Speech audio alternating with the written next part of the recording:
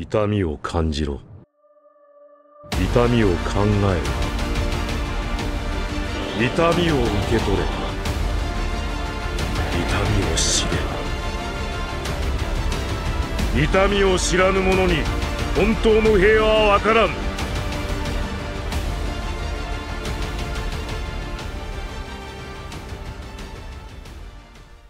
Wesh, wesh, canapèche, ça se pro, c'est aujourd'hui au programme, je sais, c'est une vidéo un petit peu légère, vous attendiez une vidéo un petit peu plus longue, mais il se peut que potentiellement, peut-être, j'ai passé genre 75 heures sur Clair Obscur Expédition 33 la semaine dernière, et que j'ai pas eu le temps de faire la vidéo. Voilà, je pouvais pas en fait malheureusement faire la vidéo et jouer au jeu, j'ai dû faire un choix et...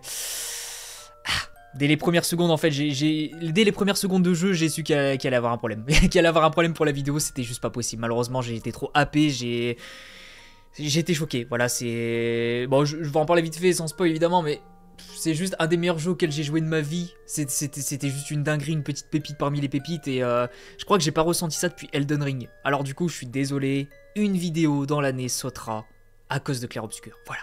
Mais, attention. Pour me faire pardonner, j'ai décidé de partir sur une vidéo, donc certes un petit peu plus légère, surtout qu'en plus je la tourne le samedi, donc la veille de la sortie de la vidéo initiale, donc le dimanche. Mais j'ai décidé quand même de faire un truc un petit peu risqué, parce qu'en fait ça fait un petit moment que je repousse au maximum cette vidéo, de toute façon vous l'avez vu dans le titre et puis là sur votre écran. C'est une vidéo sur les antagonistes de Naruto, parce que les antagonistes, il y en a beaucoup. Il y en a beaucoup des très différents, certains qui se ressemblent, certains qui se ressemblent pas du tout. Il y en a pas mal et... c'est peut-être l'une des tier lists que je repousse le plus. Enfin là ça va pas être une tier list, ça va être un oufoufou, mais c'est vraiment une sorte de vidéo classement que je repousse depuis très longtemps, parce qu'en vrai j'en ai aucune idée. Autant quand je fais une tier list sur les combats, enfin les meilleurs combats, enfin mon combat préféré ou les meilleurs combats, mon arc préféré ou les meilleurs arcs, mon personnage préféré ou les meilleurs personnages, en vrai ça passe, parce qu'en fait j'ai une idée directrice un petit peu de où ça va aller. Le problème de celui-là, de l'antagoniste, j'en ai aucune idée. C'est un petit peu comme la vidéo que j'avais fait sur le flow, enfin quel est le personnage le plus stylé. Ça, autant j'avais une idée à peu près de qui serait dans je sais pas, en quart de finale, autant je m'attendais pas au vainqueur, donc Torune. Et là, j'en ai aucune idée. J'arriverai pas à dire là tout de suite si Madara est meilleur qu'Obito. Donc, je pense que ça peut être un petit peu intéressant, surtout qu'en plus cette fois il y en a 32, donc ça va pas non plus être une vidéo qui va faire 8 heures de long. Et moi je pense que ça peut être un petit peu sympa, on pourrait en débattre un petit peu dans les commentaires. Et par la suite on pourrait en faire une grosse vidéo. Donc voilà, encore une fois désolé, Expédition m'a vraiment pris tout mon temps, j'avais vraiment envie de sortir une grosse vidéo, mais je pouvais pas faire les deux, et puis à un moment voilà, il me fallait une petite pause. Surtout qu'en plus il a fait giga beau cette semaine, c'était incroyable, c'était le temps parfait pour s'enfermer chez soi comme un gros porc. Donc... vous me pardonnerez, on va partir sur un oufoufou. Donc le oufoufou, pour ceux qui ne se souviennent pas, c'est une sorte de tournoi avec deux participants au début. Le gagnant va passer au tour suivant, qui va affronter le gagnant de la deuxième bracket. Et à la toute fin, il y aura la finale entre les deux personnages et on va élire qui est le meilleur. Contrairement à une tier list, parce que la tier list de base c'est par catégorie, donc on a catégorie, je sais pas, on va dire le S, le A, le B, le C. Donc on peut un petit peu mettre deux personnages dans la même catégorie. Là, il va falloir faire un choix. Donc du coup, c'est un petit peu plus intéressant, surtout qu'en plus le oufoufou de base, le site avait fermé. Enfin, je pense pas qu'il avait vraiment fermé, je pense qu'il était vraiment en travaux, en reprise de patron ou quoi que ce soit, mais c'est vrai que là il est revenu et depuis quelques jours on en fait quelques-uns avec des amis, donc voilà, c'est l'occasion idéale. Donc on va pouvoir commencer avec ce oufoufou, donc il y en a 32. C'est parti. Alors, Momoshiki contre Kakuzu, quel est le meilleur méchant? C'est vrai que je ne l'ai pas précisé en intro, parce que bon, l'intro est déjà un petit peu longue. Ce qui va être jugé... comme critère, si vous voulez, on va complètement retirer le côté subjectif, hein, au maximum, parce que malheureusement il y aura toujours une petite part de subjectivité. On va juger en fait le meilleur personnage, donc antagoniste, c'est-à-dire quel est son intérêt, comment il est réalisé, à quel point ça fonctionne, parce que du coup on va voir par exemple, je vais spoiler un petit peu, mais le personnage d'Itachi est un très bon personnage, mais en tant qu'antagoniste, bon c'est pas exactement... vous verrez, mais c'est pas réellement un antagoniste, c'est un petit peu plus complexe que ça, donc... voilà, il y aura pas mal de critères par rapport à ça, et je vais vraiment faire en sorte de retirer au maximum mon avis, parce que je sais qu'après la subjectivité subsistera toujours, hein, parce que par exemple ce que raconte Kakuzu va peut-être plus toucher quelqu'un qu'un autre, et du coup genre les messages véhiculés vont être plus facilement véhiculés, donc voilà. Momoshiki contre Kakuzu, c'est un peu complexe parce que les personnages de Boruto, je sais qu'ils font pas l'unanimité. En tout cas, surtout les méchants, parce que les méchants, ils ont un petit peu cette réputation de ne pas être au niveau des méchants de Naruto.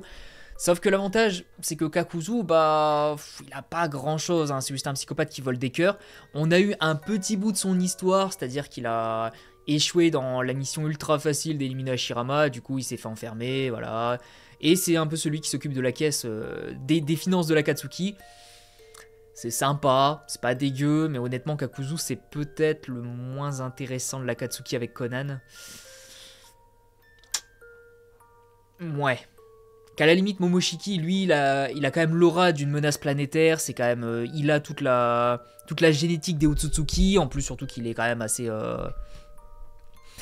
relié au scénario grâce à Boruto, donc voilà. Je vais pas forcément spoiler les méchants de Boruto pour ceux qui n'ont pas encore découvert, mais je pense que Momoshiki écrase Kakuzu quand même. Ensuite, nous avons Orochimaru contre Hanzo. Bah là, ça risque d'être quand même assez facile, hein, je suis désolé. Autant Hanzo, je l'aime beaucoup. Je trouve qu'il a vraiment un flow, il a vraiment un style. C'est un méchant qui... entre guillemets méchant, mais c'est plus une perte de conviction qu'autre chose. Autant Orochimaru, c'est tellement une pépite. Vraiment. Genre Orochimaru, je pense qu'il va faire partie des personnages préférés en tant qu'antagoniste des gens.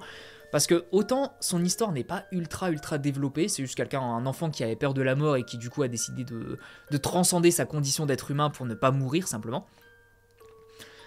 C'est pas on va dire l'histoire la plus complexe qu'on ait eue, surtout dans Naruto, mais je pense que le simple fait que ça fonctionne autant, le simple fait qu'Orochimaru fasse flipper, le simple fait qu'Orochimaru qu'il a une aura littéralement de méchant, c'est un petit peu... Pour moi, Orochimaru, c'est l'équivalent de Freezer de Dragon Ball Z.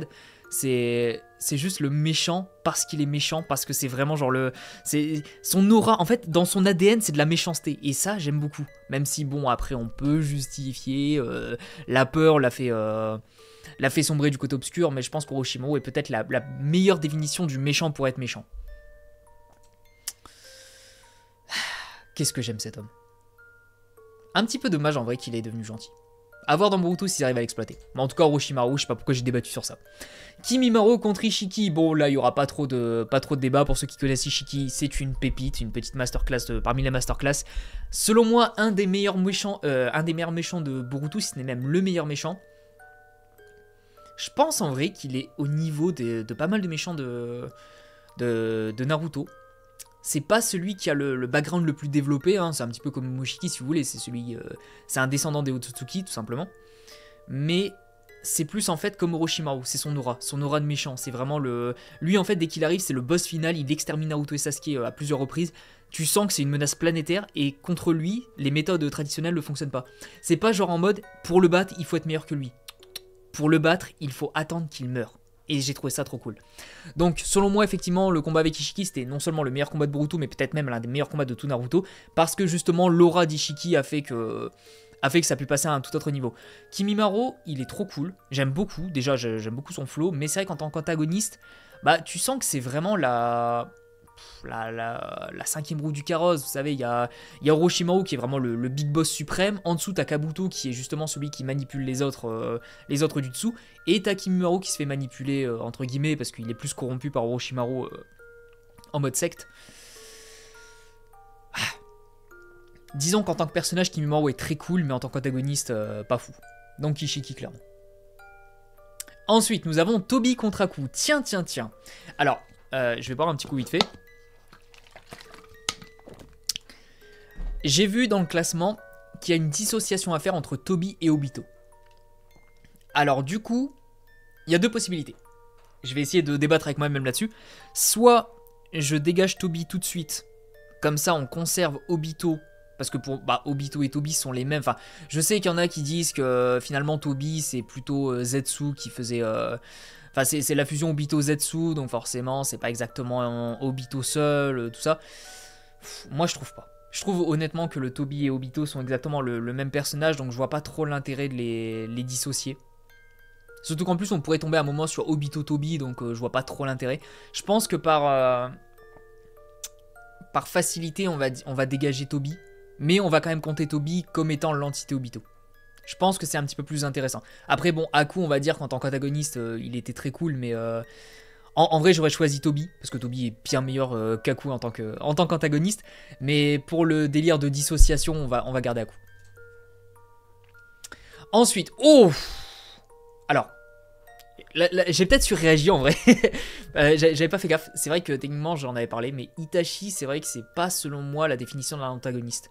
En fait, autant Obito, Madara, Pain, tout ça, ce sont des personnages qui de base étaient gentils, qui ont vécu un événement traumatique et qui ensuite sont devenus méchants, que Itachi, lui, est resté gentil tout le long, mais sous l'apparence d'un méchant. Donc en tant qu'antagoniste, en vrai, on peut pas parler d'un véritable... d'un véritable concept. Itachi, ce n'est pas un antagoniste. Itachi, peu importe comment on le regarde, même si on se dit il a massacré le clan Uchiwa et tout, c'est pas un antagoniste. Pour moi, il ne rentre pas dans cette catégorie. Ça rentre pas dans un protagoniste, mais pas dans un antagoniste non plus. Donc en vrai, je suis désolé, mais peut-être Itachi, de toute cette liste, ça risque d'être le moins bon. Même les Jirobo, les Tayuya, tout ça, je pense que ce sont de meilleurs antagonistes qu'Itachi, parce qu'Itachi n'a pas cette définition. Si on ne s'en tient qu'à la première partie, à la limite, oui, pourquoi pas, éliminer le clan Uchiwa, tentative de capturer Naruto, pourquoi pas. Mais quand on connaît en fait l'histoire intégrale d'Itachi, on peut pas le considérer comme un antagoniste. Donc en vrai, je vais le dégager. D'autant plus qu'Obito est un très sérieux favori au titre. N'oubliez pas. Ensuite, Hidan contre Jirobo. Bah là, ça risque pas de débattre pendant très longtemps. Hidan, c'est juste l'un des personnages les plus... En tout cas, c'est l'un des antagonistes les plus particuliers. Parce que bon, Jirobo, lui, c'est je suis méchant. Tayuya, tu n'es pas très féminine. Je suis méchant, je te mange tes chips. Que Hidan, à la limite, lui, a une véritable proposition. C'est vraiment quelqu'un qui... D'ailleurs, je me demande si c'est pas même la toute première entité dans Naruto qui agit par religion. Genre en mode, c'est le seul... Enfin, techniquement, on pourrait dire que Kimimaro, c'est un petit peu le même système. C'est-à-dire que lui, c'est pas forcément un dieu qu'il croit, mais c'est plus son Orochimaru qui l'a un petit peu divinisé. Mais ouais, Hidan, c'est le seul psychopathe purement par religion. Et du coup, ça nous permet d'exploiter un petit peu différents aspects de l'univers de Naruto, c'est-à-dire les déités. Et je trouve ça plutôt sympa. Donc, ouais, Hidan, pour moi, est un bien meilleur méchant. Et puis, il a quand même eu beaucoup plus d'impact. Donc, on ne peut pas qualifier Jirobo du niveau d'Hidan. Ah, c'est intéressant, ça. Et bah, Kurama, oui, ça a été un antagoniste. Il a été un antagoniste, mais son champ d'action possible a été quand même fortement restreint par le fait qu'il soit enfermé en Naruto. Bon, et puis même en vrai. J'allais dire que même si tu lui retires ça, Kurama, il est trop cool. C'est un personnage qui est vraiment incroyable, qui a une très bonne relation avec Naruto et tout, mais c'est vrai que c'est pas l'antagoniste, enfin c'est pas le mot antagoniste qui me vient en tête quand je pense à lui. Pour moi en fait, ouais c'est presque, attention, hein, je vais être un peu cru, mais c'est presque pas un antagoniste, hein. Kyuubi. Kyuubi c'est, en fait il est trop particulier, le fait qu'il soit enfermé dans Naruto, qu'il agisse comme une sorte de boulet, mais finalement on se rend compte que ce boulet à la fin a plus servi Naruto qu'autre chose. C'est un petit peu difficile de le considérer comme un antagoniste. Hein. Même dans l'arc où il s'est réveillé, enfin il a été extrait de Kushina par Obito, même à ce moment-là, c'était pas un antagoniste. Hein. L'antagoniste, c'était Obito. Kurama n'a été un antagoniste que pendant très peu de temps. Et ouais. Ouais. En vrai, non, je pense que personne ne le considérerait comme un antagoniste, alors que Pain, je vais pas débattre très longtemps là-dessus, parce qu'on sait évidemment que Pain va gagner ce duel, mais Pain est un énorme favori. Je vais pas dire qui est mon antagoniste préféré, mais honnêtement, Pain...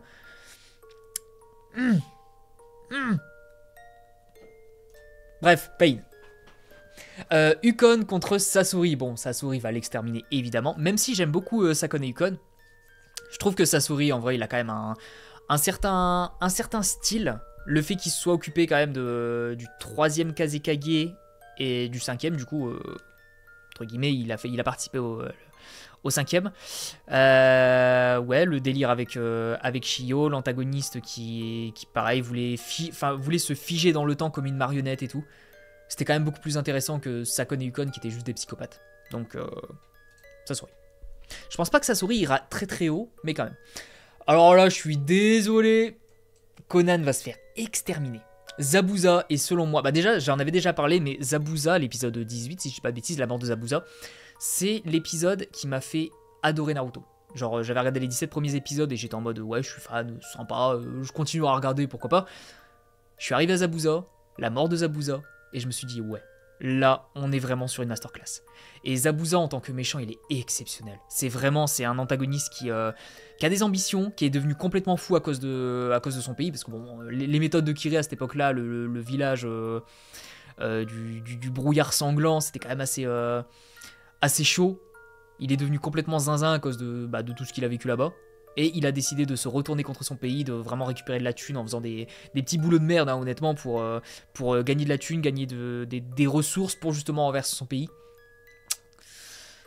Et finalement, on se rend compte que cet antagoniste, il avait un cœur, et j'ai trouvé ça fou. Zabuza, vraiment, c'est une petite... je vais pas dire une pépite en comparaison avec tout ce qu'on a eu par la suite, parce que Zabuza, en vrai... En comparaison avec les autres, est quand même assez anecdotique, mais on va pas se le cacher, c'est quand même le premier antagoniste à avoir vraiment eu un impact sur nous. Donc, ouais. Que Conan, malheureusement, je l'ai jamais vraiment vu comme un antagoniste. Elle a plutôt aidé. Elle avait plus le rôle de.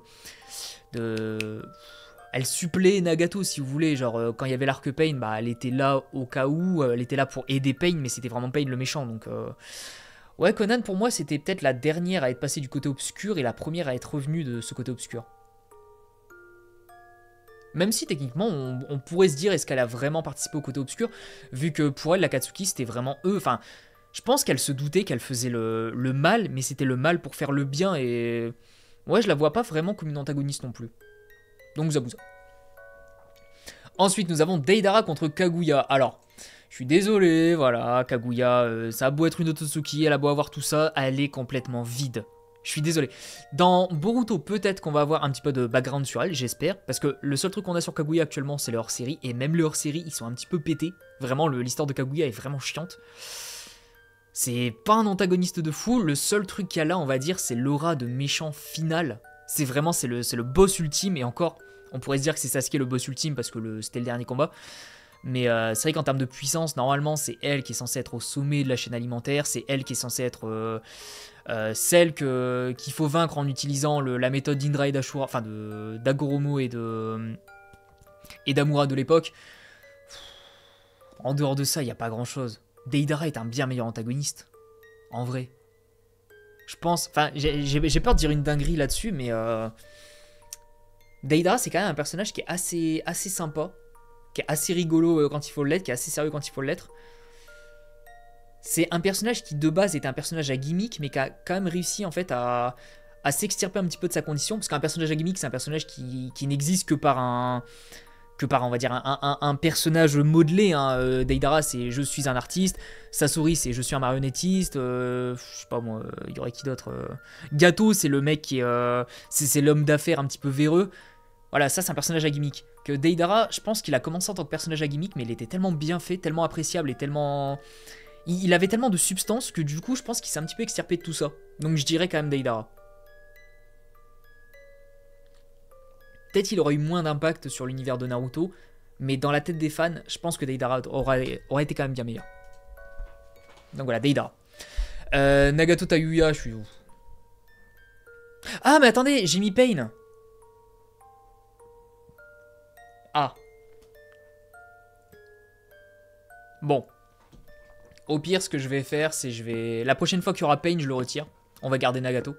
Pour les mêmes raisons, hein, parce qu'en vrai, ça sert à rien d'avoir deux fois le même personnage, vu que je vais dire exactement la même chose.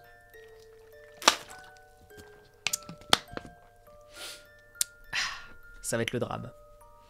Je sais que Kisame est très apprécié, hein, parce que je lis les commentaires, évidemment. Je lis les commentaires et j'y réponds, et je sais que Kisame est extrêmement apprécié. Que ce soit en termes de puissance, que ce soit en termes de... simplement de personnage, d'écriture, tout ça. C'est un personnage qui... s'est pas vraiment retrouvé dans son village, parce que c'était vraiment un village avec traîtrise sur traîtrise. Enfin, c'était... la véritable apparence des gens, leur véritable intention était complètement cachée.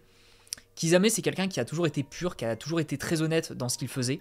Genre, quand il était pour le village de Kiri, dans sa mission parfois nécessitait des sacrifices, il le faisait. C'est vraiment quelqu'un qui est resté vraiment fidèle jusqu'au bout à ses convictions. Et à son village, hein, du coup, jusqu'à ce qu'il le trahisse pour rejoindre l'Akatsuki, et il est resté l'un des membres les plus fidèles à ce groupe, peut-être même le plus fidèle avec Nagato et Conan. C'est compliqué, en fait c'est compliqué de l'éliminer maintenant, parce que du coup, malheureusement Madara, j'ai pas spécialement besoin à mon avis d'argumenter pendant 8 heures pour dire à quel point ce personnage est exceptionnel. Personnage avec un charisme fou, personnage qui est un méchant et qui a l'aura du méchant. Non seulement l'aura du méchant, mais l'aura du boss final. Quand Madara est arrivé, la guerre a complètement changé. C'est une des critiques que j'avais sur la grande guerre de Naruto, c'est que la guerre me paraissait trop facile parce qu'il y avait Naruto. Genre, il n'y a pas un personnage qui me semblait être capable de vaincre Naruto. Madara est arrivé, il a retourné complètement la situation. Du début jusqu'à la fin de Madara, ça a été complètement retourné, il avait l'avantage. C'est un personnage qui a quand même une histoire, quelqu'un qui voulait la paix plus que tout, mais qui a été corrompu par un surplus d'amour pour son frère. À sa perte, ça a été vraiment compliqué. Par le fait que son clan vraiment commençait à être en déclin par rapport à la création du village et au Uchiwa et au Senju, c'est compliqué, il a pas supporté ça, il a été manipulé par Zetsu, donc du coup il a complètement décidé de quitter le village, il a vraiment participé en fait à l'intégralité de l'écriture du scénario, même si on peut se dire que c'est Zetsu finalement qui l'a lui-même manipulé. Non, Madara c'est juste une pépite, c'est vraiment, non seulement je pense qu'il est meilleur que Kisame, mais je pense que lui également c'est un énorme favori. De toute façon, en vrai, je pense que là on va avoir 4-5 immenses favoris. C'est pour ça qu'en vrai, là j'ai peur de tomber sur un Madara Obito par exemple. Donc ça va être rigolo. Bon, je suis désolé Kisame, c'est un personnage que j'adore. J'espère faire prochainement une vidéo sur lui parce qu'il est vraiment exceptionnel. Mais Madara, malheureusement, c'est juste un trop gros morceau. Ensuite, nous avons Kabuto Jubi. Bon, Jubi n'a aucun intérêt, on va pas se le cacher. Kabuto est un bien meilleur personnage, bien meilleur antagoniste. Beaucoup plus développé, beaucoup plus d'intérêt, beaucoup plus de substance. Jubi, c'est juste une masse de puissance. Autant les bijoux en eux-mêmes sont quand même plutôt cool, autant Jubi, flemme. Il a vraiment que dalle. Donc c'est Kabuto. Gaara, oh, très très intéressant celui-là. En fait, je trouve qu'un débat est intéressant quand le résultat ne vient pas au premier coup d'œil. Parce que je pense que Gaara sera l'immense favori parmi pas mal d'entre vous. En tant qu'antagoniste, il était quand même plutôt cool parce que du coup c'était un Naruto-like, c'est-à-dire un Naruto qui a eu un chemin différent. Naruto et Gaara ont vécu exactement, on va dire, la même enfance, c'est-à-dire le délire de ce sont des Jinchuriki qui sont détestés par tout le monde, sauf que Naruto à un moment il a quand même eu Hiruka, donc il a eu quelqu'un pour le sauver, que Gaara lui le seul truc qu'il a eu c'est 7 tentatives de meurtre, c'est pas fou, et lui il est resté comme ça pendant plus longtemps, et du coup ça fonctionnait, parce que du coup c'était un petit peu comme Aku, on confrontait Naruto à son Naruto d'une autre timeline on va dire. Donc ouais, Gaara ça fonctionne très bien, très bon méchant, il faisait vraiment flipper quand il tuait les deux débiles avant de rentrer contre Sasuke, c'était incroyable quand il était sur le point d'éliminer Lee, son combat contre Lee, la forêt de la mort où il a exterminé l'équipe du village d'Ame, quand il a fait flipper Hinata, Kiba et Shino, enfin... Gaara ça a juste été une petite pépite tout le long, et en vrai, alors... Je pense qu'Orochimaru reste quand même la masterclass de cet arc, l'arc de l'examen Chunin, mais je pense que Gaara c'est un solide deuxième. Le problème c'est qu'en face on a Danzo. Danzo qui est en même temps un antagoniste et en même temps pas tant que ça. Parce que lui c'était plus un... On peut pas non plus parler de protagonisme, mais en tout cas c'était un gentil qui avait une attitude de méchant. C'était vraiment le yin et le yang parfait. Je pense que dans le scénario, Danzo a eu beaucoup plus d'impact. Notamment avec la création de l'Akatsuki, c'est à cause de lui, hein, littéralement, parce qu'il a manipulé un petit peu Hanzo de la Salamandre. Pendant l'arc Pain, c'est quand même lui qui a fait en sorte que Pain puisse faire autant de dégâts. Pendant le Conseil des 5 Kage, il était quand même là. Danzo, il a quand même une certaine prestance en tant que méchant. Mais je me demande si justement lui, il rentre parfaitement dans le cadre de l'antagoniste. Parce que pour moi, c'est pareil. Danzo, j'ai jamais vraiment réussi à le trouver comme... j'ai jamais vraiment réussi à le qualifier de méchant. Pour moi, c'est pas spécialement un méchant non plus. C'est juste un personnage. En fait, c'est un petit peu... Partez du principe que Danzo, c'est Hiruzen, mais avec une autre façon de penser. C'est juste...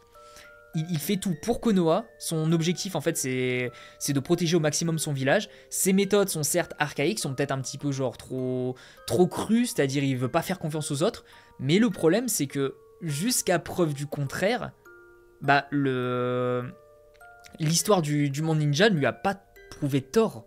C'est-à-dire que juste avant, évidemment, la 4ème grande guerre, le fait qu'il y ait l'alliance et tout ça, juste avant, c'était guerre sur guerre. À chaque fois qu'il y avait des alliances, ça pétait. Faut voir simplement l'alliance Konoha-Suna. Orochimaru est arrivé, tout a pété. Donc c'est que les relations, peu importe à quel point elles sont fortes, peuvent être susceptibles d'être brisées. Et Danzo, lui, il en avait conscience. Donc je pense pas que Danzo, je le qualifie non plus d'antagoniste complet. Je pense que il fait plus partie Au catch, en fait, on a des termes pour qualifier les gentils, les méchants et les entre-deux.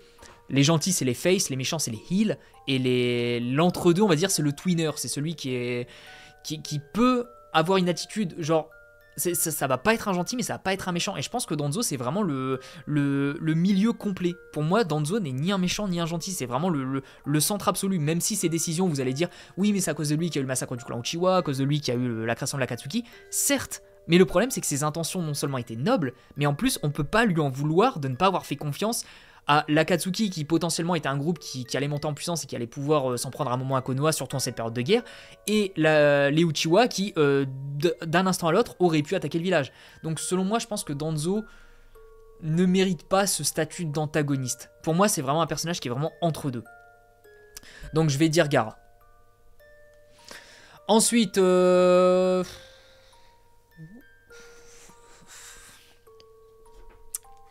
Allez, on va dire qu'Hidomaru n'a vraiment rien, c'est juste je suis méchant, point. Que Mizuki, à la limite, il y avait un petit peu plus de propositions, c'est-à-dire un gentil d'apparence qui était aimé par tout le monde, qui était... Je me souviens plus d'ailleurs dans le premier chapitre si on nous avait parlé de Mizuki comme étant... Ou alors c'était dans leur série. En mode genre c'était un sérieux candidat donc pour une promotion et tout, pour devenir vraiment l'un des patrons de l'académie. Et il a tout fait foirer. Mais bon, juste parce que c'est grâce à lui que Naruto a appris que c'était le démon renard. On va dire Mizuki, mais croyez-moi, il va pas passer le deuxième tour. Sasuke Zetsu, tiens donc, c'est intéressant ça aussi. Parce que Sasuke, contrairement à Itachi, lui, il a eu quand même une sacrée période d'antagonisme. Zetsu, c'est lui qui a tout manipulé, donc finalement, un petit peu toutes les merdes qui sont arrivées dans le monde ninja, c'était un petit peu à cause de lui.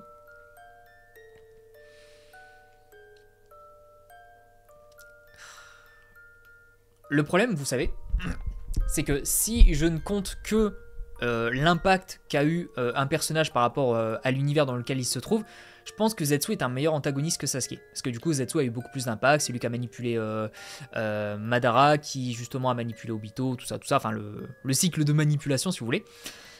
Mais le problème, c'est que Sasuke, en tant que personnage, en fait, j'ai l'impression qu'il fonctionnait beaucoup plus pour le public. On avait beaucoup plus de facilité en fait à voir Sasuke comme étant un antagoniste que de voir Zetsu comme étant un antagoniste.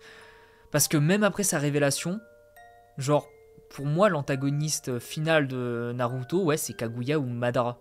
C'est pas Zetsu. Zetsu, oui, ça a juste été en fait ça a été une pièce sur l'échiquier, alors une pièce très importante effectivement, mais ça n'a pas été la pièce centrale.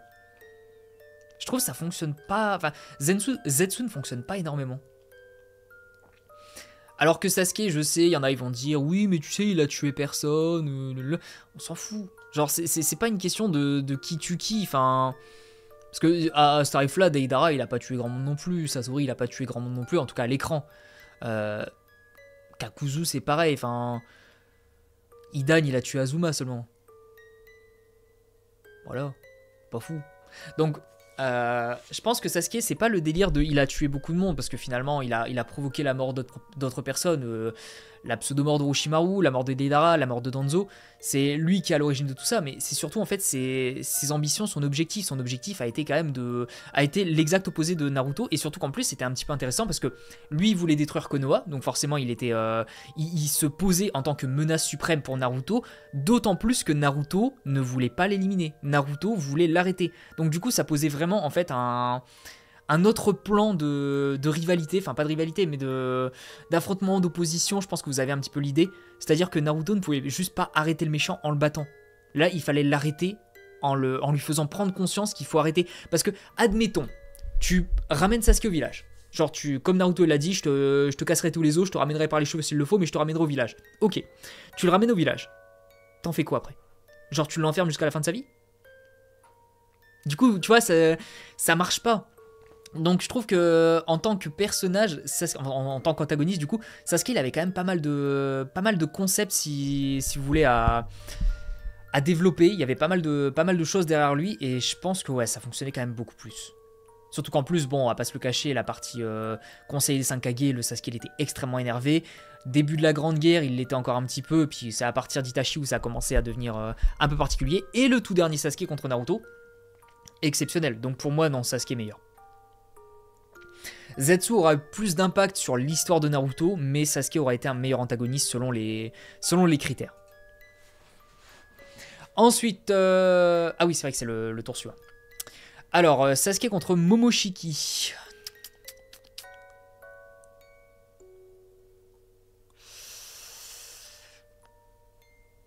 Ah, c'est compliqué un peu. C'est compliqué parce que du coup, ce que j'ai dit sur Sasuke, ça vaut toujours ici. C'est-à-dire, c'est selon moi un très bon antagoniste de Naruto. Mais le problème de Momoshiki, encore une fois, c'est que lui, on est vraiment sur la définition même d'une menace tout autre. C'est quelqu'un qui, on va pas refaire le débat, mais qui est censé être meilleur que Kaguya, tout ça, tout ça. C'est censé être une menace vraiment, vraiment beaucoup plus importante. Mais c'est vrai que dans Boruto, bah, il part très vite. Il part très vite. Normalement, je pense qu'il n'y a pas besoin de... Là, on qualifie pas ça de spoil non plus, mais je pense que vous le savez, il est en Boruto. Voilà. Donc pour l'instant, c'est vrai que ça fait un petit moment qu'on l'a pas revu. Je vais qualifier Sasuke de meilleur antagoniste, mais je suis pas non plus ultra convaincu. Ah voilà. L'un des tout premiers Naruto-like contre le tout dernier. Gaara Obito. C'est fou. C'est fou parce que là, du coup, on est, là, je viens de me rendre compte, on est vraiment en fait sur deux des principales caractéristiques de Naruto. C'est-à-dire Jinchuriki d'un côté, comme Gaara a vécu, et volonté de devenir Hokage, à droite. Je trouve ça incroyable. C'est vraiment, l'opposition là est vraiment réelle, et je pense qu'Obito est un meilleur antagoniste que Gaara pour l'impact qu'il aura eu, pour tout ce qui aura été développé par rapport à lui, par rapport à tout ça. Même sa rédemption, je l'ai trouvé genre bien meilleur. Mais malheureusement, je peux juste pas. Je vais pas dire ah, Gaara, il est pas bon, enfin il est moins bon parce qu'il y a ça qui cloche. Non, Gaara est un très bon antagoniste. C'est juste que malheureusement, Obito, tout ce que Gaara fait, Obito le fait en mieux. C'est-à-dire, c'est une meilleure représentation selon moi de Naruto. Parce que Gaara, autant effectivement, c'est également un Jinchuriki, donc forcément le lien est très facile à faire. Ils ont eu un petit peu la même enfance, mais je pense que ça s'arrête un petit peu là. Kobito, c'était littéralement Naruto Uchiwa. C'est fou. Et d'ailleurs, il y avait une phrase que j'avais vue dans un commentaire qui était, enfin pas sous mes vidéos, mais dans un commentaire ailleurs. C'était le duo Naruto-Sasuke, c'est comme le duo Obito-Kakashi.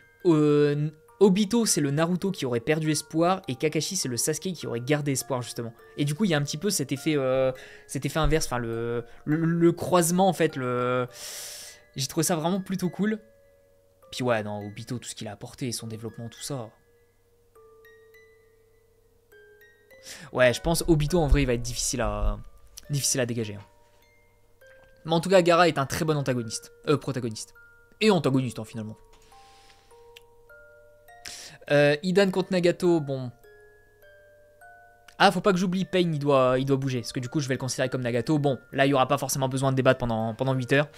Nagato l'extermine. Même si Hidan, encore une fois, je pense que parmi l'Akatsuki, c'est l'un des plus intéressants en termes d'antagoniste. Parce que du coup, encore une fois, il est très particulier par rapport aux autres.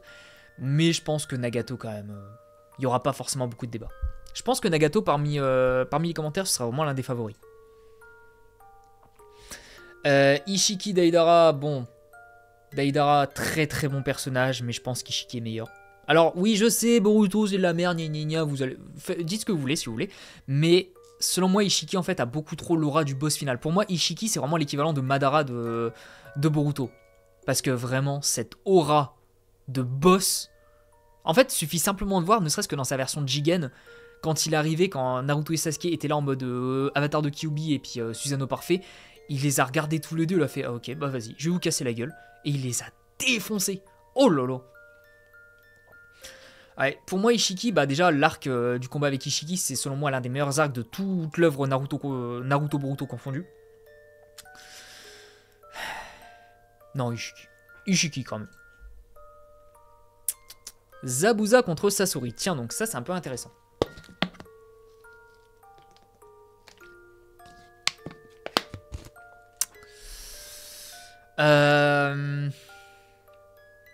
Selon moi, Zabuza est un meilleur personnage.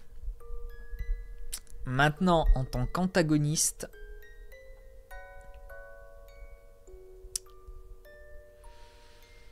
Je pense Zabuza aussi.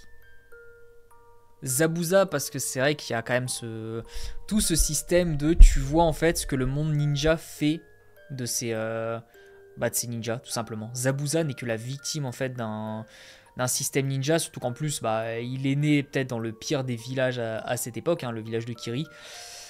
C'est le village de Kiri qui l'a vraiment rendu comme ça. C'est terrible. C'est vraiment en fait l'incarnation de Zabuza, c'est l'incarnation en fait du désespoir d'un gamin qui est né au mauvais endroit au mauvais moment. Ah, c'est compliqué. Hein. Parce que Sasori aussi, c'est quand même une petite pépite. Lui aussi, il a perdu ses parents très jeunes et du coup, forcément en fait, un petit peu comme Orochimaru, pour figer ses parents dans le temps, il a créé ses marionnettes, les marionnettes de papa et maman. Et ça marchait pas, il a commencé à désespérer parce que finalement il s'est rendu compte que c'est pas la vraie méthode et pour éviter de mourir, c'est pareil, il est devenu immortel grâce à sa marionnette. Enfin immortel, vous avez capté l'idée quoi. Ah c'est compliqué là en vrai. C'est vrai qu'instinctivement j'aurais dit Zabuza. Mais je me rends compte que Sasori aussi a vécu quand même pas mal de choses et en tant que méchant ça fonctionne. Je vais rester sur Zabuza. Je vais rester sur ma première impression quand même.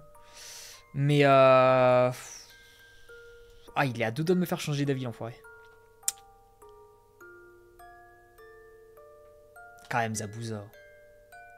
Faut pas zabouser. Bon, allez, Zabuza. Allez. Ensuite, alors j'ai dit que je dégage... C'est marrant parce que je crois que Haku... Il avait affronté Toby au début et j'avais dit je dégage Toby pour exactement les mêmes raisons. Haku est en train de faire le grand chelem. Ah c'est terrible. Mais oui évidemment Pain extermine Haku, c'est évident. Mais c'est parce que Pain c'est Nagato. En fait pour expliquer vite fait, parce que c'est vrai que je l'ai pas expliqué, mais le problème c'est qu'en fait je ne peux pas parler de l'histoire de Nagato, enfin de Pain sans parler de l'histoire de Nagato. Les deux sont complètement indissociables. Je peux pas juste parler de l'entité Pain parce que l'entité Pain c'est juste 6 corps finalement, enfin... Si je ne considère Pain que comme l'entité Pain, c'est-à-dire les 6 corps, il n'y a aucune histoire. C'est Nagato qui parle à travers. Donc, non, je suis obligé de dégager Pain, mais parce que Nagato existe. Et j'aurais pu faire l'inverse, hein, j'aurais pu garder Pain et pas Nagato. Mais Nagato est le personnage de base, donc on va garder Nagato. Donc Haku sera le gagnant, mais vous avez capté l'idée.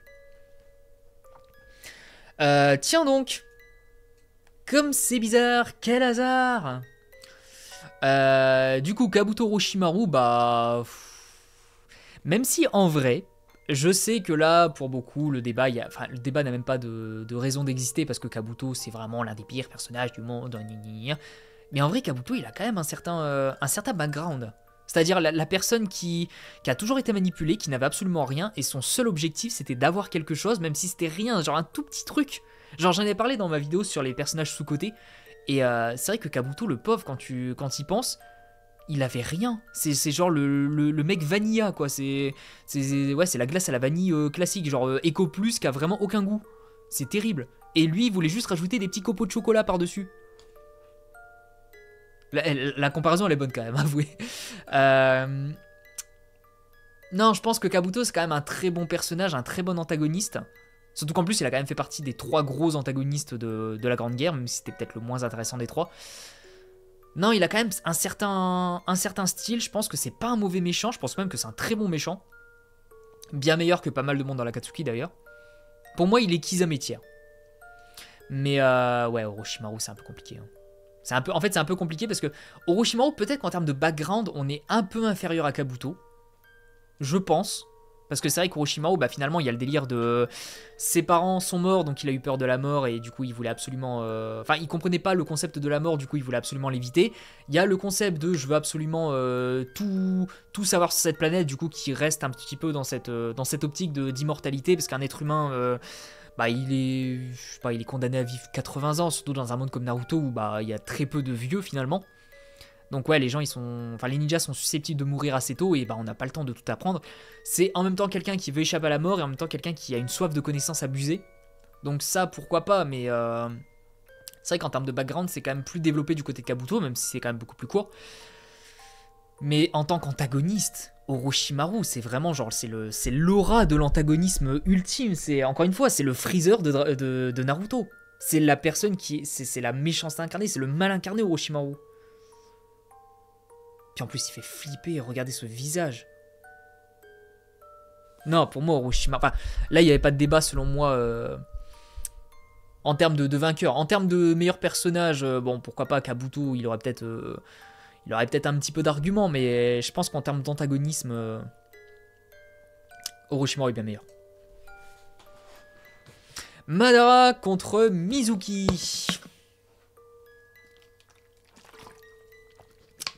Hydratez-vous, il fait chaud. N'oubliez pas, c'est important. 3 litres d'eau par jour. Et allez à la salle, bande de merde. Bref, Madara Mizuki.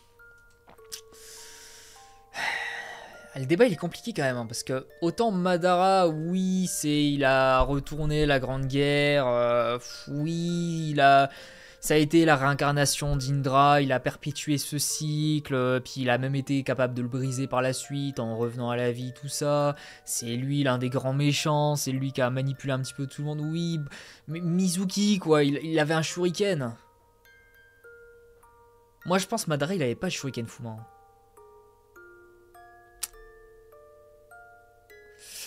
Ouais. Bon, ça joue à pas grand chose, mais j'ai quand même voté Madara, mais... Ah, le shuriken m'a fait... Ah ça. Ah ça. Ishiki Nagato, tiens donc. Oi, oi, oi, oi, oi. Bon, littéralement mon méchant préféré de Naruto contre mon méchant préféré de Boruto.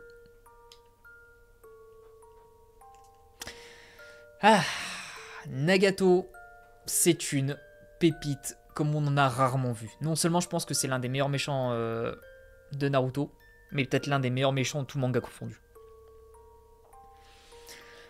Ce délire en fait de personnage qui, comme Naruto, a été l'élève de Jiraiya, mais qui a suivi un autre chemin parce qu'à un moment il a vécu un événement traumatique qui était juste impossible à surmonter. Le fait qu'il se fasse manipuler et qu'il a compris à quel point le monde finalement était vraiment pourri jusqu'à l'os. Il savait, d'ailleurs, ça c'est un truc que beaucoup de personnes ont complètement oublié. Mais à un moment, Nagato l'a clairement avoué à Naruto. Je sais que ma méthode, c'est-à-dire la méthode de la bombe nucléaire qui risque de raser un pays si au moindre faux pas. Parce que de base, son plan c'est ça, c'est récupérer les bijoux, créer une arme de dissuasion massive. Et si un pays commence à faire du caca, même un simple village ou quoi que ce soit, on rase le pays, comme ça ça donne un message aux autres en mode ne faites pas quelque chose qui pourrait me faire utiliser cette bombe nucléaire et vous faire raser de l'existence de cette planète. Le truc c'est que Nagato il se rend compte que cette solution en fait elle est temporaire, mais il l'a dit lui-même parce qu'il est vraiment dans cette fatalité absolue. Je sais que ce sera que temporaire, mais malheureusement on n'a rien d'autre. C'est tout. Le problème c'est que actuellement je veux apporter la paix mais je n'ai pas la réponse. Toi tu vas apporter la paix, tu n'as pas la réponse. On fait comment? Eh ben moi j'agis. Tant pis si c'est temporaire, au moins le monde connaîtra genre 10-20 ans de paix. Et ensuite ça repartira, mais au moins on aura vécu un petit peu de paix. Et puis potentiellement par la suite on aura une solution. Je trouve ça plutôt intéressant. Je trouve ça intéressant aussi le délire du cycle de haine. Le fait qu'il l'ait raconté à Naruto. Parce que d'ailleurs je crois que Naruto l'avait dit un petit peu plus tard à... Je sais plus c'était à qui d'ailleurs, c'était peut-être à Nagato lui-même. Il avait dit rencontrer Nagato m'a fait comprendre, enfin te rencontrer m'a fait comprendre tout le système de haine. Et c'est vrai que c'est quand même l'un des discours les plus emblématiques de Naruto, d'autant plus que Pain est l'un des méchants les plus emblématiques de Naruto. Ouais, Nagato malheureusement il a de sacrés arguments, de très très sacrés arguments.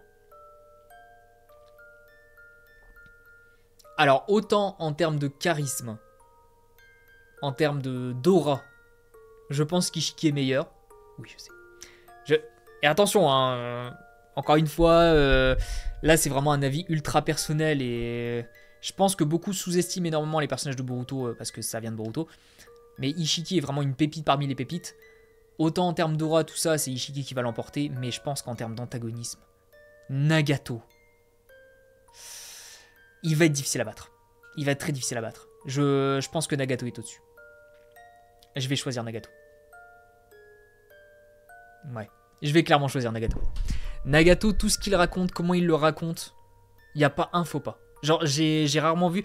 Autant avec Obito, avec Madara, Orochimaru, Kabuto, Kaguya, tout ça, on peut forcément les trouver cool, mais il y aura forcément des faux pas. Nagato, j'ai cette sensation qu'il n'y a eu aucun faux pas. J'ai vraiment cette sensation que c'était la perfection absolue du début à la fin. Et les seuls personnages qui pourraient battre Nagato sont les personnages qui, certes, auront peut-être des petits faux pas à droite à gauche, mais qui auront, dans ce qu'ils vont proposer, seront meilleurs que Nagato. Mais Nagato, il va être extrêmement solide. De toute façon, c'était évident. C'est évident que ça allait être un des persos principaux dans cette tier list. Sasuke contre Aku, on va enfin pouvoir parler d'Aku. Aku, c'est un petit peu le proto-Gaara, c'est-à-dire le tout premier Naruto-like. C'est né avec le pouvoir du Yoton, le pouvoir de la glace. Donc né dans le clan Yuki, qui faisait un petit peu peur à tout le monde, fallait pas montrer les pouvoirs. Aku, malheureusement, un jour a montré ses pouvoirs, sa mère est morte. Son père, je sais plus s'il est mort d'ailleurs. Mais en tout cas, ouais, bref, son père... dans tous les cas, n'a aucune importance. Aku a vécu dans la rue comme un chien, littéralement.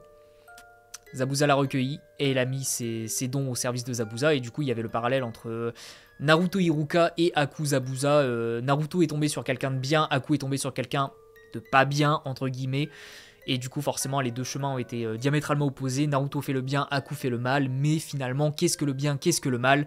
Aku a juste été quelqu'un qui a suivi la seule personne pour qui il avait de l'importance. Et Naruto a fait pareil, donc voilà, je trouve que le parallèle était vraiment trop cool. Mais effectivement, je trouve que Aku n'est pas tant un antagoniste que juste un très bon personnage. Je pense que Aku est un très très bon personnage. Là, si je devais faire une tier list des meilleurs personnages, je pense que Aku serait très haut. D'ailleurs, je crois que j'en avais déjà fait une... Je sais plus si j'avais fait sur mes préférés ou sur les personnages les mieux développés. Mais Aku serait très très haut. Mais en tant qu'antagoniste, pas tant que ça. Parce que finalement, lui, son simple but en tant qu'antagoniste, c'est de faire de simplement suivre les ordres de Zabuza. Sauf que lui, il va pas jusqu'au bout parce qu'il déteste tuer. Il aurait pu tuer Naruto et Sasuke, il ne l'a pas fait. Enfin, Naruto, non, il aurait pas pu tuer, mais vous avez capté quoi. Ouais. Sasuke, encore une fois, victoire facile en vrai, parce que là, ça fait 3 tours qu'il tombe sur des adversaires assez faciles. Et Aku, je vais dire, c'est presque la fraude de de ce Wufufu, parce qu'il a battu Toby et Pain, rien que ça. Mais il va tomber contre Sasuke. Ensuite, nous avons... Oh là là là là là. De toute façon, là, ça va devenir dur. Hein. Oh, ça va devenir dur, là.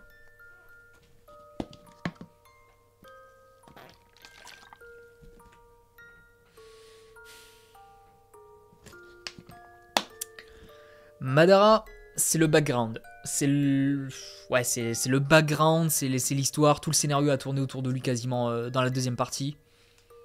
Personnage avec un charisme monstre. Quand on pense à méchant dans Naruto, on pense à Madara. D'ailleurs, Madara qui est peut-être le seul personnage de Naruto, en tout cas parmi les méchants, qui est comparé à d'autres méchants d'autres mangas. Je sais par exemple que Madara est très souvent comparé à Aizen de Bleach.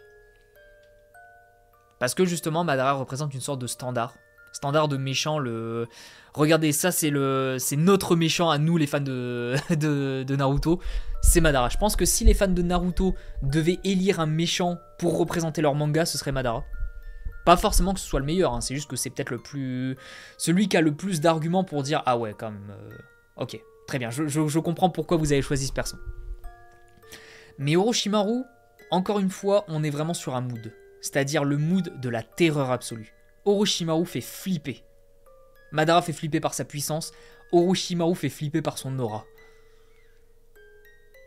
Mais est-ce suffisant contre Madara? Orochimaru, de toute façon, ça a toujours été un de mes all-time préférés. Et je pense peut-être qu'en tant que méchant, j'ai une petite préférence pour Orochimaru. Je pense, j'adore Madara, je suis un gros fanboy de Madara. Mais j'ai peut-être une préférence personnel pour Orochimaru. Sauf qu'ici, si on juge juste leur capacité en tant qu'antagoniste, je pense que Madara est au-dessus. Après, le problème d'Orochimaru, c'est qu'il y a vraiment ce délire de lui, il en a rien à faire. Hein. C'est-à-dire, lui, l'Edo Tensei, s'il vous plaît, genre vraiment, il ramène à la vie des morts, il va fouiller dans leur tombe et tout. Cet homme n'en a rien à faire. Quand il avait retiré son masque pour revoir le visage de la femme qui rigole, c'était traumatisant de fou. Orochimaru, c'est vraiment le genre de personnage qui... En fait, Madara, lui, c'est C'est le genre de personnage qui est vraiment dans l'action à l'instant T, c'est-à-dire lui il va arriver sur le champ de bataille, il va en prendre le contrôle, point. Orochimaru c'est clairement le mec qui va semer des petites graines à droite à gauche, c'est-à-dire il va donner la marque maudite à Sasuke pour voir comment ça va se passer, il va placer le saut sur Naruto plutôt que de le kidnapper pour voir un petit peu. C'est vraiment... il va entraîner Sasuke pour justement, en attendant du coup de pouvoir récupérer son corps. C'est vraiment, il place des petites graines et en fait ça se concrétise à la toute fin. Oui, j'ai un truc dans la main, je fais ce que je veux. Orochimaru, j'ai pas envie de faire genre, c'est un match facile pour Madara quand même, mais... Orochimaru, il a de sacrés arguments. Là, si quelqu'un me dit Orochimaru aurait gagné selon lui, en vrai, je serais presque d'accord. Parce que pour moi, en termes de méchanceté pure, parce que, en vrai, ça aussi, c'est quelque chose, on n'en a pas trop parlé, parce que j'avais évoqué ce cycle, c'est-à-dire, en général, dans Naruto, les méchants, c'est toujours la même chose, c'est, je suis un personnage qui est soit gentil, soit neutre, je vis un événement traumatique important, et ensuite, je deviens méchant par la force des choses, et à la toute fin, il y a toujours cette petite prise de conscience. C'est-à-dire, ouais, finalement, je me rends compte que ce que j'ai fait, c'est mal, ou alors je change d'avis en voyant quelqu'un qui a un avis différent, notamment Naruto. Et à partir de là, on va pas dire qu'il revient du bon côté de la force, mais qui fait, on va dire, le mi-chemin. Voilà. Madara a vécu littéralement ça, c'est-à-dire c'était un gentil. Il a vécu du coup la perte de son frère et il s'est rendu compte que du coup les Uchiwa, donc notamment à cause de la tablette de Zetsu, les Uchiwa, ben voilà, il y a pas vraiment d'avenir là-dedans et que son avenir à lui c'était de prendre le contrôle du monde. Il est mort, il a eu ce petit moment à la toute fin de la guerre où finalement il s'est rendu compte que peut-être qu'Hashirama avait raison, hein, parce que c'était lui le plus optimiste des deux. Et voilà, donc il y a une demi-remise en question. Orochimaru, c'est quand même beaucoup plus complexe parce que lui, c'est pas un personnage qui a forcément pris conscience que ce qu'il faisait c'était mal. Parce que finalement, il continue de faire les expériences et tout, hein, mais à la toute fin, il y a quand même cette prise de conscience de il faut absolument pas que je reste dans la ligne Orochimaru parce que Kabuto l'a fait et ça n'a pas fonctionné. Du coup, si moi je le fais en tant qu'Orochimaru, ça ne fonctionnera pas. Et du coup, il a un petit peu changé son fusil d'épaule. Maintenant, ce qu'il veut, c'est voir la génération suivante. Et en vrai, Orochimaru, il a toujours ce côté un petit peu mystique. C'est-à-dire, genre dans Boruto, on sait toujours pas ce qui l'intrigue. Parce que oui, on a eu le délire avec son fils Mitsuki. Pour l'instant, on sait pas trop. Orochimaru, il a toujours une aura un petit peu mystérieuse. Il est énigmatique. Ce qui fait de lui, selon moi, un très très bon antagoniste. C'est dur. Je pense que je vais rester sur Madara, mais... Ouais, je pense que je vais rester sur Madara, mais... Là, j'avoue, c'est dur. C'est extrêmement dur. Bon, là, ça va, c'est un peu moins dur. Zabuza Obito, normalement, ça passe. Hein. Je pense que tout le monde sera d'accord. Obito est un bien meilleur méchant que Zabuza. Zabuza est très cool, très bon antagoniste, très bon personnage, même en général. Mais Obito a beaucoup plus. C'est littéralement... en fait, c'est un petit peu comme... Obito, j'ai l'impression, c'est la fusion entre Pain et Madara. Donc ouais, je pense qu'on est... On est en droit de s'attendre à une victoire facile d'Obito dans ce débat, même si j'adore Zabuza. Bon, là, il n'y a pas vraiment de débat. Hein. Madara extermine Sasuke en tant qu'antagoniste. Sasuke, le problème, c'est qu'il est tombé sur les deux premiers adversaires qui n'étaient pas vraiment des antagonistes. Et le troisième, c'était Aku. Ça va. Enfin, là, les deux premiers étaient dans des antagonistes, mais assez pétés, on va dire. Et le troisième, c'était Aku, donc... c'est vrai que ça va. Je pense que Madara l'extermine un petit peu. Et là, le problème, c'est qu'il y a 4 matchs. Ah, ça va être dur. Oh, ça va être très dur. Oh, j'annonce là, ça va commencer à débattre. Aïe, aïe, aïe, aïe, aïe. Le débat que je voulais pas. Je crois que c'était le seul que je voulais pas du tout. J'aurais bien aimé qu'un des deux perde contre un autre. Parce que le problème, c'est que là, je suis désolé, mais les deux sont exactement les mêmes. Hein. C'est exactement les mêmes. Les deux représentent Naruto. Les deux ont cette prise de conscience que le monde est pourri. Ils ont une solution qui n'est pas la solution optimale, mais qui est une solution. Et tant pis, ils se jettent corps et âme là-dedans. C'est un petit peu comme Light dans Death Note. Ils s'en foutent de sacrifier leur âme histoire de sauver le monde. Ah là, c'est trop compliqué, je suis désolé. Obito et Nagato, pour moi, c'est exactement les mêmes. Hein. Pour moi, on est vraiment sur le haut du panier. Là, si ça avait été une tier list, comme je fais d'habitude, les deux auraient été dans Candidat. Et les deux auraient été ça aurait été des très très sérieux favoris. Hein. Et d'ailleurs, je me demande même si ce sont pas les deux immenses favoris de Fufu. Parce qu'il y a Madara également, mais pour moi, ces deux-là représentent peut-être plus le tout, le global. Enfin, quoique. Ouais, non, quoique. Je retire ce que j'ai dit. Madara, il est... Ouais, non, dans le domaine... De toute façon, on va débattre, parce que Madara reviendra au tour d'après, mais... Aïe, aïe, aïe, aïe, aïe. Qu'est-ce que je vais bien pouvoir faire? De toute façon, Obito, lui, son événement traumatique... En fait, c'était un Naruto qui voulait devenir Hokage, Naruto Uchiwa qui veut devenir Hokage. Il perd Rin. Il comprend, du coup... Ah, mais après, lui, il y a quand même cette prise de conscience que finalement, c'est pas tant les ninjas qui posent problème, c'est vraiment le monde ninja. Nagato aussi l'a eu. Ouais, non, les deux sont pareils. Je suis désolé, les deux sont exactement pareils. En fait, il y en a pas un qui est meilleur que l'autre. Pour moi, les deux sont au même niveau. Là, je pense que ça va se jouer sur d'autres caractéristiques que juste leur background, ce qui les a menés en tant qu'antagonistes et ce qu'ils représentent. Parce que pour moi, les deux sont exactement les mêmes. Je pense que Obito a eu plus d'impact sur le scénario. Mais je pense qu'en termes je vais dire de flow, mais le mot c'est plus l'espèce d'aura d'antagoniste, c'était Pain. Pain faisait flipper le...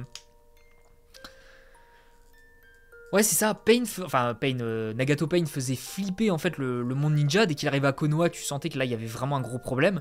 Obito, c'est plus parce qu'il s'est autoproclamé Madara que ça posait problème. S'il était venu juste en tant qu'Obito, je pense qu'il y aurait eu moins d'impact. Mais le problème, c'est que Obito a eu beaucoup plus d'impact dans le monde ninja en tant que méchant que Nagato. Parce que lui, il a quand même fait partie de la 4ème Grande Guerre qui était l'apothéose, le climax ultime de Naruto, tout simplement.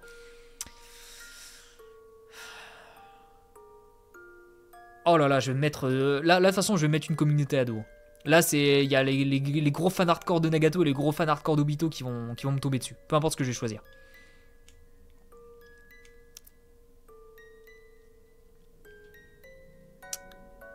Je pense que des deux, mon personnage préféré c'est Nagato. Mais je pense qu'en tant que personnage antagoniste, c'est Obito le meilleur. De vraiment rien. De rien. Enfin, après, le problème c'est que Nagato c'est pareil. Il est tellement parfait quoi. C'est vraiment... Il a tout pour être l'antagoniste parfait. C'est juste, je pense que ce qui lui manque par rapport à Obito, c'est peut-être un peu plus d'impact. Impact dans l'univers, parce que certes il a tué Jiraiya, il a détruit Konoha, mais finalement l'impact n'a pas été tant compliqué que ça, surtout qu'à la fin il a ramené tout le monde, enfin à part Jiraiya. Konoha s'est relevé.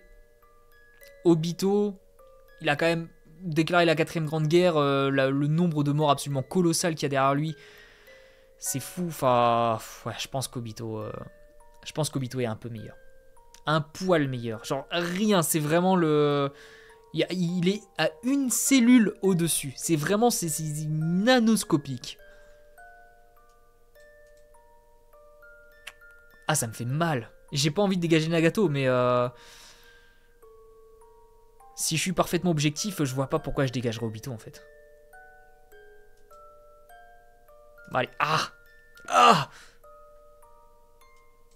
Et la finale, les deux Uchiwa. Promis, je suis pas un fanboy des Uchiwa. Hein. D'ailleurs, moi, les Uchiwa, ça m'a jamais spécialement intéressé, si ce n'est Madara.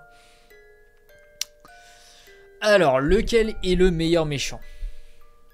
En termes de... Bon. En termes de background, je pense que je donnerais la pièce à Obito. Le background de comment il est devenu méchant, je trouve ça genre bien meilleur. Le fait qu'il soit... Le fait que finalement c'est un petit peu un héros déchu, parce que le fait que effectivement soit Madara qui ait manipulé Obito et que finalement le fait de devenir méchant c'était plus à cause de Madara, je trouve ça finalement que c'est plus en faveur d'Obito qu'autre chose. Parce que justement ça rajoute en fait quelque chose, ça rajoute de la tristesse absolue à ce personnage. C'est vraiment en mode... Obito qui était un gentil qui voulait devenir Hokage, qui voulait juste protéger ses potes, hein. Finalement il a protégé Kakashi au péril de sa vie.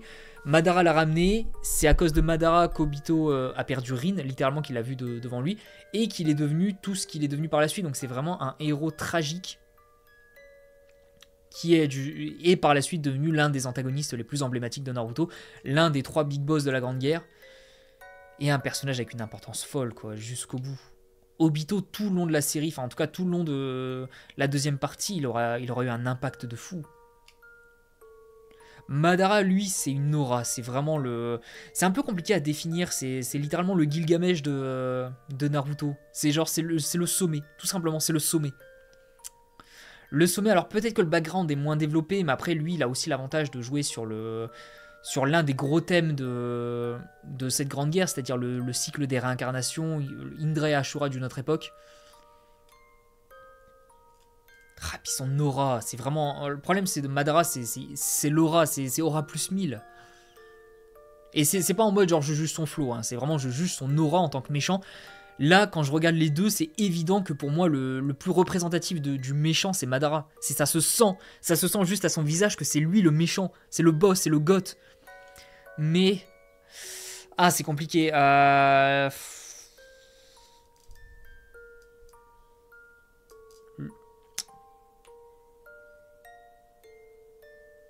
Le meilleur personnage serait peut-être Obito. Non, mais je peux même pas dire ça en fait. Je suis désolé, c'est Madara en fait le meilleur. Non, c'est Madara. Là en fait, j'ai quand même cette sensation depuis tout à l'heure que je suis en train de brider Madara. Bon, pour un japonais, bref. Bref, vous avez capté. J'ai l'impression de brider Madara pour essayer en fait de trouver plein de trucs en fait pour justement essayer de donner des points à Obito, mais je sais même pas pourquoi. Parce qu'en vrai, je préfère Madara. En fait, j'ai trop cette sensation que Madara, pour le vaincre, faut vraiment en fait tout faire pour faire gagner l'autre. C'est horrible, Madara. Et puis en plus, oui, il y a une raison pour laquelle Madara est le représentant des méchants dans Naruto. Si à un moment, si c'est Madara qu'on met contre Aizen, c'est qu'il y a une raison. C'est pas que parce que les personnages se ressemblent un petit peu sur le caractère. C'est parce que Madara, c'est le représentant des méchants dans Naruto. Dans Dragon Ball, ce serait Freezer. Dans, je sais pas moi, dans Saint Seiya, mais grand méchant, oui, ce serait Hades, ce serait peut-être Saga des Gémeaux, ce serait peut-être Poséidon. Mais Madara, c'est le méchant de Naruto, c'est le méchant emblématique. Tu peux pas faire un autre méchant que Madara. Si tu dois supprimer l'intégralité des méchants de Naruto et n'en garder qu'un, on garderait Madara. Parce que Madara, c'est vraiment la représentation ultime de tout. C'est lui qui a eu le plus d'impact, c'est lui qui a le plus d'aura en tant que méchant. En termes de background, c'est peut-être pas le meilleur, mais en tout cas, c'est vraiment l'un des plus développés. Puis même, en vrai, si on juge même sur d'autres aspects, sur le flow qu'il a, sur le fait que cet homme, au premier coup d'œil, il se fait respecter, enfin... Genre là, par exemple, je montre ces deux images à deux personnes qui ne connaissent pas du tout Naruto, je leur dis qui est le meilleur méchant des deux. 1000 fois, ils choisissent Madara, c'est sûr. Regardez la tronche de Madara. Ouais, c'est Madara. Je suis désolé. C'est Madara. Et du coup, selon la tier list, c'est effectivement Madara le premier. Deuxième Itachi, bon. Hein, vous avez capté. Obito, Pain, bah ouais, je pense qu'en vrai, ce serait mon top 3. Kurama, j'aurais pas mis ici. J'aurais mis Orochimaru peut-être en 4. Ou Ishiki. Non, j'aurais peut-être mis Ishiki avant Orochimaru quand même. Oui, je sais, je dis des dingueries, mais t'as capté. Gaara, Kisame, Zetsu, Danzo, bon, Nagato, parce que je pense qu'il y a eu la différenciation avec Pain. Zabuza, Deidara, Momoshiki, Aku, Mizuki. Mizuki qui est quand même assez haut. Oh, par contre, vous abusez là, Mizuki au-dessus de Sasori et Kabuto. Hanzo, Ukon. Jirobo qui est. C'est le plus haut des 4 du son. Incroyable. Kidomaru le dernier, oui. Bah après Kidomaru c'était vraiment celui qui avait le moins de... Peut-être le moins de flow. Enfin il était stylé mais en tant que méchant... Bon quoi. Mais enfin bref, du coup c'est tout pour cette vidéo. Encore une fois désolé, Expédition 33 m'a vraiment mis mal par rapport à la vidéo. Donc du coup... Puis en plus j'ai même pas pris d'avance pour la suivante. Je pense que j'ai 4 shorts ou 5. Ah je sais plus, peut-être même 6. Qui sont déjà complètement terminés. Je pense que je vais en sortir un ou deux dans la semaine, histoire de donner un petit peu de contenu. Semaine prochaine, façon... Non, semaine prochaine, il n'y a pas le Boruto, ce sera la semaine d'après. Bon, écoutez, de toute façon, semaine prochaine, il y aura une grosse vidéo qui va arriver. Je pense Je vais voir demain, donc pour vous ce sera dans l'après-midi ce que je vais faire, mais je pense que ce sera le classement des Hokage, le meilleur Hokage, donc en fonction de son mandat. Parce que ça fait un petit moment qu'on me le demande. Puis voilà, encore une fois, merci beaucoup d'avoir suivi cette vidéo. N'hésitez pas à me dire selon vous qui est le meilleur méchant et si selon vous il y a des méchants, s'il y a des dingueries qui ont été dites, notamment par rapport à Ishiki. J'aimerais bien avoir votre avis par rapport à Ishiki. Et puis voilà, on se dit à la prochaine pour une nouvelle vidéo. Des bisous les gens, prenez soin de vous. Et la prochaine fois au programme, bah, c'est la vidéo de... Non, ce sera un short ou deux. Je pense que je vais faire 1 ou 2 shorts dans la semaine et puis je vais essayer de faire... ouais, potentiellement 2 shorts dans la semaine à chaque fois. Voilà, des bisous.